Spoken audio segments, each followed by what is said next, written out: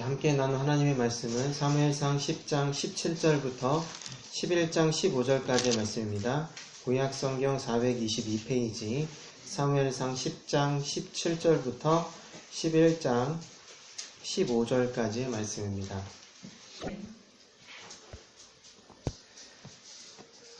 오늘 지난주에는 사울이 사무엘에게 기름 부음 받고 왕으로 이제 세워졌지만 아직까지 사울은 왕으로서 어떤 두각을 나타내거나 행동을 보이는 게 없습니다.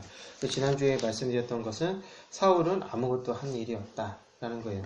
그것의 연장선이 있다고, 오늘의 본문도 그것의 연장선이 있다고 볼 수가 있습니다. 사무엘이 백성을 17절에 보니까 10장 17절에 미스바로 다 모이게 했어요. 그리고 나서 왕을 뽑는데 어떻게 보냐면 제비뽑기를 뽑아요. 근데 그 전에 사무엘이 먼저 백성들에게 연설을 합니다. 어떤 연설을 하냐면 18절과 19절이죠. 이게 되게 의미심장한 거예요. 왜냐하면 사무엘은 지금 분명히 어떤 맥락에서 지금 왕을 뽑는 건지 다시 한번 일깨워 주는 거예요. 그러니까 지난주에 하나님께서 그들의 뜻을 사실 이게 예스라고 대답한 건 아니었다는 거. 그리고 너희가 왕을 세우면 하나님을 버리는 것이고, 그렇게 해서 이런저런 부작용이 있을 것이다 라고 분명히 얘기를 했어요. 그것이 지난 과거의 일이 아니에요. 하나님이 허락했다고 해서 그 경고가 그냥 잊혀지고 없던 일이 되는 게 아니에요. 그래서 사무엘은 다시 한번 얘기를 하는 겁니다. 이스라엘 자손에게 이르되 이스라엘 하나님 여호와께서 이같이 말씀하시기를 내가 이스라엘을 애굽에서 인도하여 내고 너희를 애굽인의 손과 너희를 압제하는 모든 나라의 손에서 건져내었느니라 하셨거늘 너희가 너희를 모든 재난과 고통 중에서 친히 구원하여 내신 너희 하나님 오늘날 버리고 이르기를 우리 위에 왕을 세우라 하도다. 이게 상당히 무서운 얘기죠. 왜냐하면 사무엘이 이스라엘 백성에게 말할 때 하나님은 어떻게 소개하냐면 애굽에서 이스라엘을 구원하신 하나님이다 라고 소개를 했어요. 이것은 너무나 전형적인 하나님 소개예요. 그런데 그럼 이런 질문이 이제 드는 거예요. 그러면 이스라엘은 더 이상 구원이 필요하지 않은가? 그렇지 않죠. 이스라엘은 사실 구원을 위해서 왕을 요구한 거예요. 그리고 구원을 위해서 왕을 구하는데 하나님의 말씀은 뭐냐면 너희가 나를 버려 왕을 세우는 거다. 그런데 하나님은 어떤 하나님이냐면 이미 이스라엘을 구원하신 하나님. 그리고 사사기에서도 계속 나왔지만 계속해서 이스라엘을 구원하신 하나님이에요.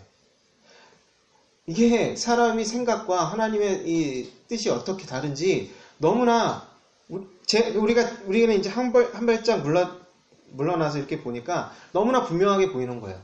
이스라엘 백성들도 구원을 바래요. 그런데 구원하실 수도 있고 이미 구원하셨던 하나님을 버리고 있어요. 참 아이러니하죠. 그렇지만 워낙 백성들의 뜻이 강경하기 때문에 제비뽑기로 왕을 뽑는 것입니다. 그래서 제비뽑기로 왕을 뽑는데 되게 원시적인 방법이라고 생각할 수가 있어요. 그런데 이 제비를 뽑기 전에 바로 직전에 무슨 사건이 있냐면 사울이 하나님의 영에 임재해서 예언을 하는 사건이 있었죠. 그러니까 하나님의 영의 임재와 그리고 제비뽑기가 이게 연결되어 있는 거예요. 그러니까 이 제비뽑기라는 것은 어떻게 보면 우연이잖아요. 그죠? 로또 같은 거잖아요. 그죠? 1000명씩 12지파에서 나왔으니까 12,000명이잖아요. 12,000명 중에 한 명이 왕이 되는 거니까 이런 로또가 어디 있겠습니까? 그죠? 그런데 이거는 로또가 아니라 필연에 의한 것이죠. 필연에 의한 것이라는 것을 앞에 있는 사건과 연결지어서 그렇게 이해할 수 있는 거예요. 그래서 이 비슷한 사건이 어디에 나타나냐면 사도행전 1장에 가룟 유다의 빈자리를 채우기 위해서 다른 사도를 선택할 때 제비를 뽑아 선택을 해요. 그리고 그 이후에 어떤 일이 바로 기록되어 있냐면 오순절에 성령 하나님께서 임재하시는 사건이 있어요. 그러니까 여기 항상 제비뽑기가 항상 그렇다는 것이 아니라 이 문맥에 따라서 볼 때 이 제비뽑기는 하나님께서 역사하시는 수단이었다라고 볼 수가 있습니다. 이스라엘 백성들은 구원을 바라면서도 하나님을 구원하실 수 있고 구원하셨던 하나님을 버렸죠. 그런데 이게 또 웃기는 일이 뭐냐면 제비를 뽑았어요. 뽑고 큰 단위에서 작은 단위로 이제 계속 제비를 뽑는 거예요. 그러다 결국 사울이 뽑힌 거예요. 그런데 이게 웃기는 장면이에요. 사실 사울이 없어요. 사울이 없는 거예요. 분명히 1000명씩 나오라고 했는데 사울이 없는 거예요. 21절에 기스의 아들 사울이 뽑혔으나 그를 찾아도 만나지 못한지라. 그러니까 사람들이 당황했겠죠. 이 얼마나 중대한 지금 자리입니까? 이들이 정말 하나님의 뜻을 어겨가면서 왕을 세우려고 하는 자리잖아요. 근데 그렇게 해서 세워진 뽑힌 왕이 없어요. 그러면 이 왕을 세우려고 했던 사람들이 얼마나 당황스럽겠습니까? 그래서 어떻게 할게요? 하나님께 물었어요. 이 사람들은 사울을 못 찾았던 거예요. 왜 찾으려 하지 않았겠어요? 근데 사울을 못 찾는 거예요. 그래서 어떻게 했냐면 하나님이 어디 있어요? 사울이 어디 있어요? 라고 물었어요. 그러니까 하나님께서 친절하게 사울은 행구 사이에 숨었어 라고 대답해 주셨어요. 그래서 행구라는 건 진보딸이라고 그러는데 왜 거기 있었는지 모르겠지만 사울이 거기에 있었다라는 거예요. 그러니까 사울도 나 이미 기름 부음 받았으니까 준비하고 있어요. 이런 준비하고 있었던 게 아니에요. 왕이 되고 싶어가지고 언제든 난 준비돼 있어 이렇게 흥분하고 있었던 사람이 아니었어요. 그냥 어떻게 보면 조금 무관심했던 것을 보이죠. 아무튼 그랬는데 이스라엘 백성들이 왕을 세우려 했던 이스라엘 사람들이 하나님을 버린 거잖아요. 그런데 또 급하면 하나님을 찾아요. 이런 사소한 일도 해결하지 못해서 하나님을 찾고 하나님은 그것에 대답해 주세요. 이게 바로 이 얽히고 설킨 하나님과 이스라엘의 사이입니다. 관계예요. 이스라엘은 지금 하나님께 불순종하고 있는데 하나님은 그걸 알면서도 수용하고 이스라엘 백성들을 수용하고 계시고 또 이스라엘 사람들도 좀 줏대가 없는 게 버렸으면 버린 거지 하나님께 가서 또 급하면 가서 묻고 하나님 또 대답해 주세요. 아무튼 이 이스라엘이라는 사람들이 얼마나 하나님께 의존하는 백성들인지 알 수 있는 거죠. 이 사람들은 아무리 하나님을 버리려고 하고 하나님을 싫다고 해도 어쩔 수 없는 사람들인 거예요. 하나님을 떠날 수 없는 사람들. 그래서 이제 사울을 데려왔는데 사울에 대해서 이제 소개를 하는데 뭐라고 소개를 하냐면 23절에 다른 사람보다 어깨 위나 더 크더라. 끝. 이게 사울에 대한 소개예요. 사울이 어떤 사람인가? 용맹하고, 싸움이 동네 고등학교 때 짱 먹었고, 공부, 머리 똑똑하기로는 전국 수석 1등을 했고, 이런 소개가 없고, 그냥 키가 컸다. 키가 커서 키가 크면 잘 보이긴 하겠죠. 왕이니까 잘 보이긴 하겠지만, 그거 그러니까 사람의 능력으로 봤을 때 나은 게 뭐가 있어요? 이게 바로 사울에 대한 아주 초라한 소개인 거죠. 사울은 정말 아무것도 한 게 없어요. 그냥 앞에 준수했다. 그냥 외모만 좀 깔끔하게 생기고 키가 컸다는 건데 사람들은 왕을 원하는데 모델을 원하는 게 아니잖아요. 왕을 원하잖아요. 그리고 앞에서 이스라엘에 대한 기대가 분명히 나왔어요. 우리를 주변 나라에서 이제 이끌어줄 군사를 나가서 싸울 수 있는 군대를 지휘할 수 있는 그런 사람을 원했어요. 근데 사울에게는 사울이 그런 면모를 보여준 적도 없죠. 그래서 어떻게 되냐면 여론이 갈리는 겁니다. 26절에 보면 사울도 마음이 하나님께 감동된 유력한 자들은 그와 함께 갔어도 어떤 비류는 가로되 이 사람이 어떻게 우리를 구원하겠느냐 하고 멸시하며 예물을 드리지 아니하니라. 이게 여론이 갈라지는 거예요.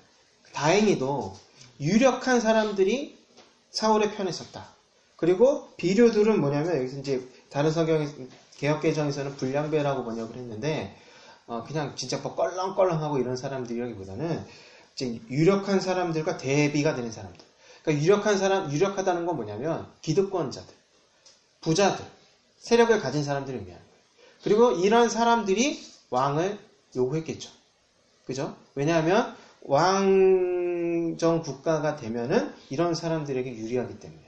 왜냐하면 이런 사람들이 그 중앙 집권적인 제도에서 요직을 차지할 수 있는 가능성이 높고, 그렇게 되면은 이전보다 더 큰 세력을 갖출 수 있겠죠. 반면에 이 비주류라고 이제 하는 사람들은 비주류 사람들. 그래서 이 사람들은 아주 사울을 믿지 못하는 거예요. 근데 이해가 되죠. 왜냐하면 그냥 사울은 그냥 나귀 찾으러 갔다가 기름 부음 받았고 제비 뽑혀서 왕이 된 사람이에요. 그냥 그리고 이 속에는 그냥 키 큰 사람. 그랬기 때문에 당연히 믿지 못했던 건 당연한 거라고 할 수 있겠습니다. 그리고 중요한 게 또 25절에 나옵니다. 사무엘이 나라의 제도를 백성에게 말하고 책에 기록하여 여호와 앞에 두고 모든 백성을 각기 집으로 보내매. 사울이 했던 행동을 지금 본문에서 말하고 있어요. 그가 했던 행동이 뭐냐면 나라의 제도를 백성에게 말하고 책에 기록했다. 가르친 거예요. 그리고 무엇을 가르쳤냐면 나라의 제도를 말해준 것뿐만 아니라 책에 기록한 것. 그러니까 책에 무엇을 기록했을까 생각해보면 두 가지를 먼저 생각할 수가 있어요. 첫 번째는 뭐냐면 앞에 언급했던 하나님께서 왕정 국가가 됐을 때 그런 경고들, 그거 기록했다고 볼 수도 있는데, 근데 그것을 기록했다고 보기는 좀 어려워요. 왜냐하면 굳이 그것을 기록할 필요가 있었느냐고 생각할 수 있기 때문에. 왜냐하면 경고들만 기억해 놓는다면 결국 뭐가 되냐면 왕정 국가를 반대하는 데만 그 책에 대한 기록을 사용할 수 있잖아요. 봐봐, 이 책을 봐. 하나님께서 이렇게 반대하셨잖아 라고 보여줄 수가 있죠. 그거는 좀 발전적인 방향이라기보다는 그냥 비판적인 그냥 그런 방향이라고 할 수 있고, 그보다는 이 사무엘은 원래 이제 이 선지자하고 하나님의 말씀을 전하는 사사이기도 했고 선지자이기도 했기 때문에 이 이스라엘이 어쨌든 왕정 국가가 됐는데 어떻게 하면 이 왕정 국가가 하나님의 뜻에 따라서 이제 운영될 수 있는가, 그거에 대해서 고민했을 것이고, 그래서 이 왕은 어떻게 해야 된다, 왕은 하나님의 말씀에 순종해야 된다, 이런 것을 기록했을 거라고 여겨져요. 그리고 그런 비슷한 내용이 어디 있냐면 신명기 14장에 있는 거예요. 그래서 너희가 왕을 구할 때 왕은 이런 사람을 뽑아야 되고 왕은 이렇게 해야 된다.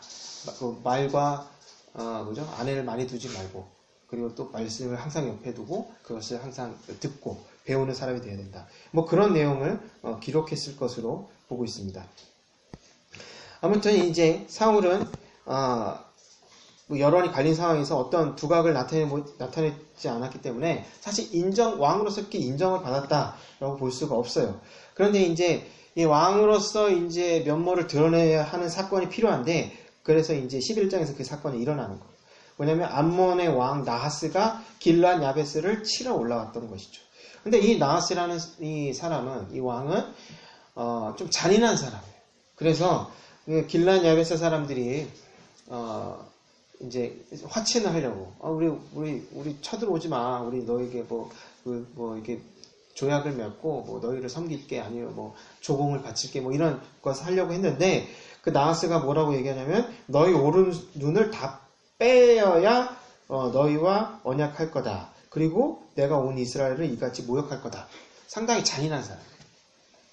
그냥 이유 없이 쳐들어 올라와가지고 이런 잔인한 것을 요구를 하고 있다는 거죠. 그래서 이 야베스의 장로들이 그래서 우리 구원할 사람을 찾자 해서 말미를 달라 그래서 그 이스라엘 전역에 사자를 보내요. 그리고 사울에게 갔는데, 근데 사울이 또 이제 5절에 보면 사울이 이제 왕이 되었으니까 이제 왕궁에 앉아서 이렇게 산책이나 하고 이렇게 책이나 읽고 이렇게 한가하게 있는 게 아니라 밭에서 소를 몰고 있죠. 참 겸손한 왕이죠. 이거는 사울이 겸손했다기보다 그냥 인정받지 못했던 그냥 사울의 그냥 상황이 그랬다고요. 사울이 상황. 아직 전국적으로 인정을 받는 왕이 아니었다라는 거죠. 그래서 사실 이 사울 정권이 출범하는 때는 어디냐면 15절이 마지막 사건에서. 이 사건, 전쟁이 있은 후에 사울 정권이 출범을 하는데, 이때까지만 해도 그냥 밭에서 소나 보는 그런 초라한 왕의 행색이었습니다. 그랬는데 어떤 사건이 일어나냐면, 근데 먼저 이제 언급해야 될 게 뭐냐면 3절에 있는 3절에서 이렇게 얘기하죠. 우리를 구원할 자가 없으면 내게 나아가리라. 그래서 11장의 주된 주제가 뭐냐면 구원이에요. 누가 우리를 구원할 것인가? 라는 것이 이제 중요한 주제고, 그리고 9절과 13절에서 구원이 이루어졌다라고 이제 얘기를 하고 있어요. 그래서 우리 그 얘기를 듣고 6절에 하나님의 신에게 크게 감동돼서 분노가 크게 일어났다라고 얘기를 하고 있어요. 하나님의 영에 감동되었다고 해서 반드시 분노가 막 이렇게 의로운 분노가 막 이렇게 표출이 되는 건 아닙니다. 반드시 그런 건 아니에요. 그렇지만 사울에게 이 지금 상황에서는 분노가 크게 일어났다라고 얘기를 하고 있어요. 이유가 있겠죠. 그리고 나서 어떤 행동을 하냐면 소를 조각을 내서 이스라엘 전역에 보내요. 왜 보내? 그리고 이런 메시지를 보냅니다. 나와 함께하지 않으면 이 소같이 만들어버릴 거야. 이것은 이거 지금 사울이 어떤 행동을 하냐면 군대를 소집하는 거예요. 모여라! 길르앗 야베스를 쳐들어온 암몬 사람들과 싸우러 가자! 이거예요. 그랬는데 과격하죠. 모여라! 그러면 쉽게 모이지 않아요. 왜냐? 왕이지만 소를 몰고 있었던 왕이기 때문에, 밭에서 소 데리고 일하고 있던 왕이기 때문에 아직 권위가 없어요. 권위가 세워지지 않아요. 그래서 어떻게 하냐면 과격한 방식을 쓰는 거예요. 소를 각을 떠가지고 어디는 팔 보내고 어디는 다리, 소가 팔이 없죠. 다리 보내고 머리 보내고 꼬리 보내고 이래 다 보낸 거예요. 그거 보고 이 얼마나 무시무시한 얘기입니까? 사울과 사무엘을 쫓지 아니하면 그 소들도 이와 같이 하리라. 그랬더니 어떻게 했냐면 여호와의 두려움이 백성에게 임했다. 그래서 그들이 한 사람 같이 나온지라 라고 얘기하고 있어요. 그런데 이제 여기서 얘기하죠. 여호와의 두려움이 백성에게 임했다. 이제 사실 정치적으로 따져보면 그래요. 외부의 적이 쳐들어오면 내부 공동체가 똘똘 뭉치기 마련이에요. 그런데 사실 이때까지만 해도 이 이스라엘 사회는 지방 분권적인 그런 사회였기 때문에 어떻게 보면 외면할 수도 있어요. 길르앗 야베스의 일이지 뭐 하면서 거긴 거기고 아직 우리 동네에 안 쳐들어왔으니까 이렇게 생각할 수 있어요. 그런데 이 왕의 역할은 뭐냐면 군대를 소집해서, 사실 왕이 아니라 사사도 그랬지만 그들과 싸우러 가야 되는데, 그래서 여호와의 두려움이 그 백성들 모두에게 임해서 한 사람같이 나왔다. 그럼 여호와의 두려움이 뭔가? 여기 또 두 가지 생각해 볼 수 있어요. 첫 번째는 뭐냐면 사울에 대한 두려움. 사울이 진짜 우리를 이 소같이 만들지도 몰라. 그런 게 첫 번째 두려움이라고 생각할 수 있고, 두 번째는 뭐냐면 이 암몬 사람에 대한 두려움.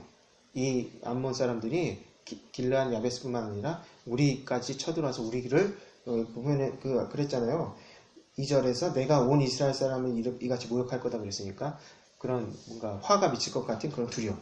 어찌됐든 이 두려움 때문에 이스라엘 백성들이 똘똘 뭉쳤어요. 그리고 나서 어떻게 하냐면 싸우러 갑니다. 여기서도 이제 여호와의 두려움이라고 이제 표현을 하고 있죠. 그러니까 그리고 나서 전쟁에 나와서 이기게 되는데, 결국 이 사건은 어떤 사건이냐면 하나님께서 사울에게 힘을 주셔서, 그러니까 하나님의 신이 임해서, 그러니까 신이 임했다는 것은 사울이 화내라고 이렇게 화를 부추긴 게 아니라 능력이 임한 거예요. 능력이 임하고 사울의 어떤 행동이나 이런 것에 대해서 하나님께서 뒷받침해 준 거예요. 그랬더니 사울이 했던 그 행동에 대해서 여호와의 두려움이 백성들이 임해서 백성들을 움직이게 한 거죠. 그래서 전쟁에 나와서 이기게 된 거예요. 그리고 나서 이제 전쟁에서 이겼는데 12절부터 15절이 또 중요해요. 그래서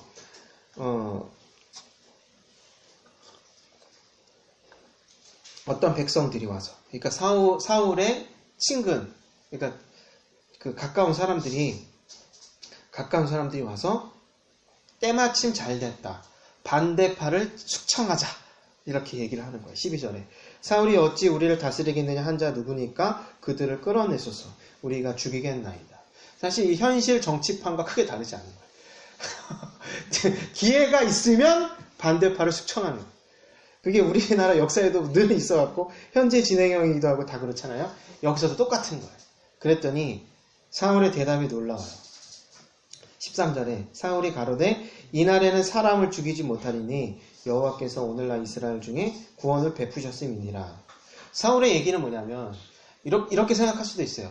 야, 오늘같이 크게 승리한 이날에 뭘 또 사람을 또 죽이냐.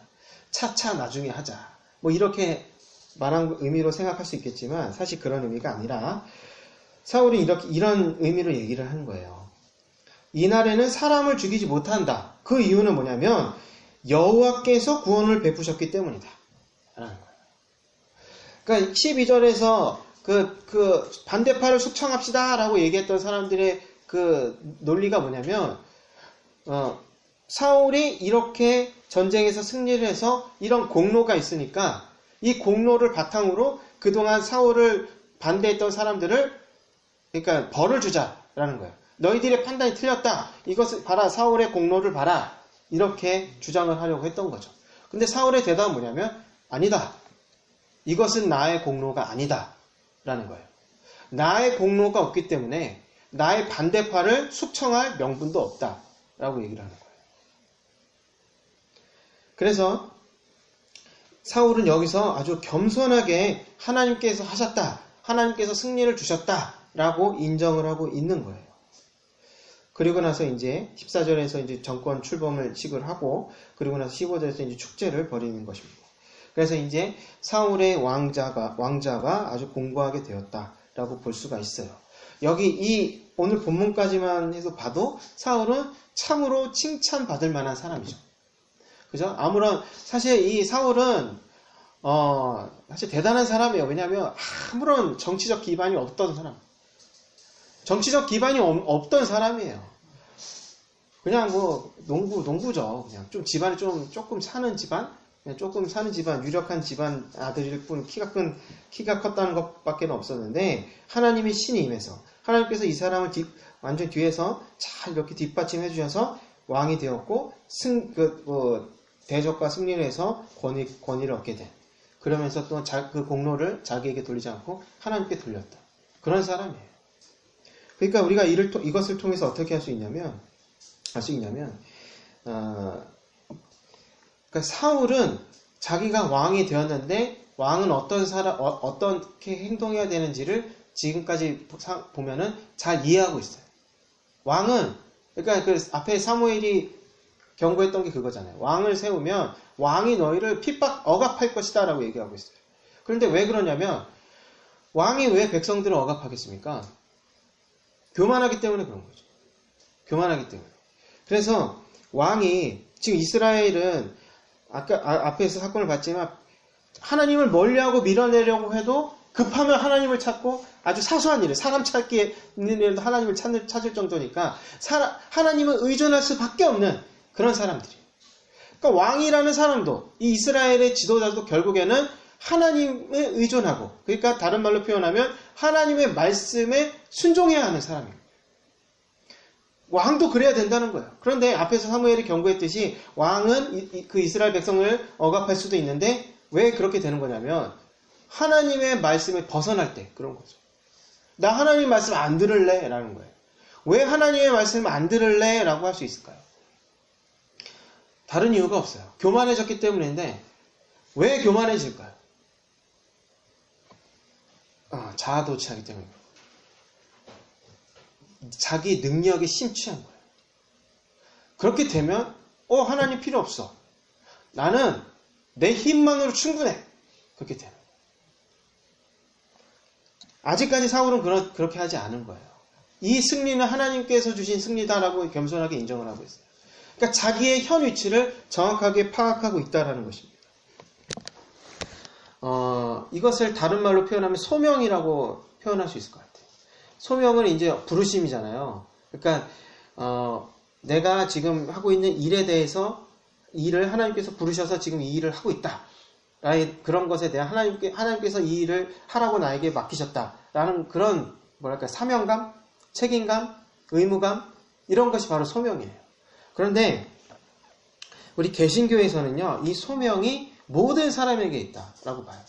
그러니까 그 종교개혁 이전에는 소명이란 개념은 그 성직자들에게만 해당이 되었어요. 그러니까 그 특별한 사람을 하나님께서 선택하셔서 성직자로, 사제로 삼으셨다. 그래서 그럴 때만 소명이라는 말을 사용했는데, 개신교에서는 만인제사장주의라고 하죠. 그러니까 모든 사람이 제사장이다. 모든 사람이 예전에는 그 사제주의라 그래서 사제만 특별한 성직자라고 했는데 이제는 모든 성도가 성직자고 제사자고 사제다라고 이렇게 보는 거예요. 그러니까 소명도 모든 사람에게 있고 이 모든 성도들이 하는 그 직업도 다 다르고 또 뭐 하는 역할 상황이 다 다르지만 어디에서 무슨 일을 하든지 간에 그 자리에 대해서 소명이 있다라고 봤던 거예요. 무슨 일을 하든지 간에. 그래서 강조하는 게 뭐냐면 어느 자리에서 무슨 일을 하든지 간에 하나님께서 그 일을 나에게 맡기셨다라는 생각을 갖고 그것을 믿고 거룩한 삶을 살도록 하는 것. 그게 바로 개신교의 정신이라고 할 수 있는 거예요. 그러니까 사울은 그것을 아주 잘 이해하고 있었던 사람이에요. 하지만 여기서 이제 대조되는 왕이 나오는데 누구냐면 나하스라는 왕이죠. 나하스라는 왕은 어떤 왕이냐면 잔인한 왕이에요. 그런데 이 잔인한 왕은 어떻게 되냐면 결국 하나님에 의해서 벌을 받죠. 그래서 이것을 알 수 있는 게 이 본문을 통해서 알 수 있는 또 한 가지는 뭐냐면 하나님께서는요 교만한 왕들을 꺾으신다는 거예요. 그것이 시편 2편에서 아주 자세하게 나와 있어요. 하나님은 이 세상의 군왕들은 하나님을 비웃어요. 하지만 오히려 하나님은 그들을 비웃는 거예요. 그래서 그들을 멸망시킬 거예요. 이게 바로 하나님께서 하시는 일이에요. 그러니까 그런 거예요. 우리는 하나님을 의존하고 있는 사람들이에요. 그래서 하나님은 우리를 부르셨어요. 무슨 가정에 있던 어떤 일을 하던지 간에 어느 자리에 있던지 간에 하나님의 백성으로 부르셨어요. 그래서 우리는 하나님의 백성에 걸맞는 삶을 살아야 해요. 하지만 만약 우리가 하나님의 뜻에 벗어나서 교만해져서 자기 능력이 심취해서 어긋난 길로 불순종하고 그런다면 하나님은 어떻게 하냐면 그런 사람을 가만두지 않으신다는 거예요. 이것은 매우 중요한 이 본문뿐만 아니라 성경 전체에서 나오는 중요한 교훈인 것입니다. 그런데 이것을 또 다른 말로 표현을 하면은 기독교 윤리다라고 표현할 수 있을 것 같아요. 어느 자리에 있든지 하나님의 백성에 맞게 거룩한 삶을 사는 것. 이거는 뭐 기독교 윤리라고 할 수 있는데 매우 당연한 얘기 같지만 사실 그렇게 관심을 못 받는 주제이기도 해요. 그렇죠? 그러니까 거룩한 삶을 산다는 건 뭐냐면 도덕적으로 살고 윤리적으로 사는 거예요. 쉽게 말해서. 그런데 그렇게 사는 게 마땅한 거죠. 그걸 다 누구나 그렇게 알고 있어요. 그런데 그렇게 살기가 힘들고 또 그렇게 살지 않는 기독교인이 너무나 많고 그래서 참으로 중요하지만 외면받는 주제이기도 해요. 그러면 왜 그렇게 되느냐 생각해 보면 아주 개인적이고 내면적인 신앙만을 추구할 때 그렇게 될 수 있어요. 개인적인 신앙. 그러니까 내가 하나님께 은혜를 받고 내가 하나님을 경험하고 그런 어떤 그런 것들. 그런 것만을 추구하고 일상적인 삶에 대해서는 거기서 거룩한 삶을 사는 데에서 관심이 멀어지면 그렇게 될 수가 있는 거죠. 그런데 그것은 반쪽짜리 신앙인 거예요. 우리는 우리의 일상 생활 속에서 정말 도덕적이고 윤리적으로 살도록 애써야 해요. 왜냐하면 그것이 소명이기 때문에 그래요. 하나님은 우리를 그렇게 부르셨기 때문에 그래요. 그렇게 살지 않으면 어떻게 되냐면 교만하게 되는 거예요. 그냥. 중간은 사실 없죠, 잘. 그렇지 않아요? 그래서 율법을 이렇게 하나님의 뜻을 두 가지로 요약하면 그거잖아요. 하나님을 사랑하고 내 이웃을 내 몸과 같이 사랑하라 했어요. 내 몸과 같이, 자신과 같이 다른 사람을 사랑하라 그랬어요. 그러니까 하나님을 한다는 것은 내 이웃을 사랑하는 것과 다른 게 아니에요. 하나님 사랑과 이웃 사랑이 분리가 될 수는 없는 거죠. 그렇기 때문에 하나님을 사랑하고 이웃을 사랑하지 않는다라는 것은 말이 안 되는 거고, 이웃을 사랑하는데 하나님을 사랑하지 않는다? 그것도 이상한 거예요. 그것도 반쪽짜리인 거예요. 결국 어떻게 되냐면 우리의 일상에서 내 이웃을 내 몸처럼 사랑하도록 애쓰며 살아야 한다는 거예요. 그런데 그 기준이 뭐냐면 내 몸처럼 사랑을 하는 거예요. 내 몸처럼. 우리가 왜 이웃을 사랑하지 않고 왜 부도덕하게 행동하고 그럴까요? 왜 그러냐면 결국 근본적으로 따져보면 뭐냐면 자기 사랑이 있거든. 나는 괜찮아. 나는 특별한 사람이야. 나는 이런 혜택을 받아도 돼. 나는 마땅한 자격이 있어. 그래서 갑질하고, 그래서 몰래 뭐 하고, 편법 쓰고, 불법하고, 그러는 거죠. 그런데, 어떻게 사랑하라고 예수님께서 말씀하셨냐면, 내 몸처럼 이웃을 사랑하라는 거예요. 우리는 너무나 자기 사랑에 익숙해 있어서, 자신에게는 관대하고, 남에게는 엄격해요. 근데 그렇게 하라는 것이 아니라, 기준을 똑같이 하라는 거예요. 내 자신과 남을 똑같이 하라는 거예요. 그게 바로 하나님 뜻에 따라 사는 거예요. 그리고 그렇게 할 때 우리 자신이 누군가를 억압하지 않게 반을 수 있어요. 우리는 뭐 큰 능력이 있고 어떤 높은 지위에 있는 사람이 아니지만 얼마든지 작고 소소하게 다른 사람을 억압할 수가 있어요. 이 나하스처럼, 이 잔인한 왕 나하스처럼 다른 사람을 억압할 수가 있어요. 어떨 때 그러냐면 우리 자신에게는 관대하고 상대에게는 엄격할 때. 그럼 똑같이 해야죠. 나 자신에게, 물론 엄격한 건 안 좋은 것 같아요. 사랑으로. 내 자신을 사랑하는 것만큼 다른 사람을 사랑하는 거예요. 그렇게 해야 하나님 뜻대로 살 수가 있는 거예요. 그렇게 해야만 다른 사람을 억압하지 않을 수가 있어요.